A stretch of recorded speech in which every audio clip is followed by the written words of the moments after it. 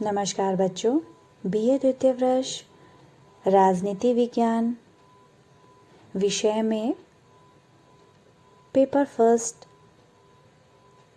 प्रतिनिधि राजनीतिक विचारकों में यूनिट 4 के अंतर्गत हम आज रूसो का अध्ययन करते हैं।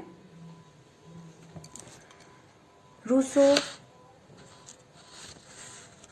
जिन्होंने समानता और मानव मात्र की महत्ता का प्रतिपादन किया।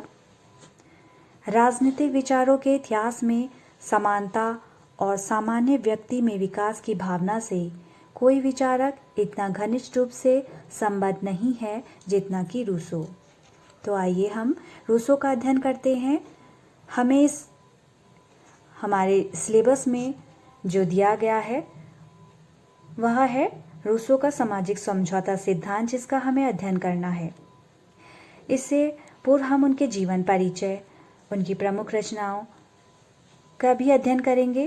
तत्पश्चात हम सामाजिक समझौता सिद्धांत को जानेंगे और उसके बाद उसका आलोचनात्मक अध्ययन करेंगे। तो आइए देखते हैं सर्वप्रथम उनका जीवन परिचय। मनुष्य स्वतंत्र उत्पन्न होता है और सर्वत्र वह जंजीरों से जकड़ा हुआ है। यह महान उक्ति कहने वाले रूसो, जिनका पूरा नाम जीन जैक रूसो है। रूसो का जन्म 1712 में जेनेवा में हुआ था। उनके जन्म के साथ ही उनकी माता का निधन हो गया। उनके पिता पर उनके लालन पालन का भार पड़ा, किंतु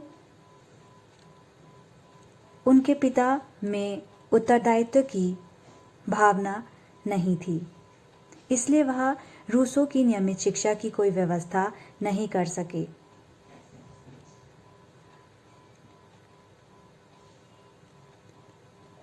रूसो जब 10 वर्ष के थे तभी उनके पिता उसे छोड़कर फ्रांस चले गए, क्योंकि रूसो के पिता पर अपराध का मुकदमा चल रहा था। उसके चाचा ने उसे कार्य दिलवाया, परंतु रूसो का मालिक उसे निर्दयतापूर्वक पीटता था, इसलिए वह जेनेवा छोड़कर फ्रांस चले गए। फ्रांस में उन्होंने चोरी करना, आवारागर्दी करना सीखा। इन्हीं दिनों वो एक कैथोलिक पादरी के संपर्क में आते हैं, जो उनके लिए शिक्षा की व्यवस्था करते हैं। 1750 ईस्वी में रूसो के जीवन में एक क्रांतिकारी मोड़ आता है। उनके जीवन में एक ऐसी घटना घटती है जिससे वह प्रसिद्धि को प्राप्त करते हैं। इस वर्ष डिजॉन एकेडमी ने सर्वोत्तम निबंध पर पुरस्कार घोषित किया। निबंध का विषय था विज्ञान तथा कला की प्रगति ने नैतिकता को भ्रष्ट करने में योग दिया है अथवा उसकी विशुद्धि करने में।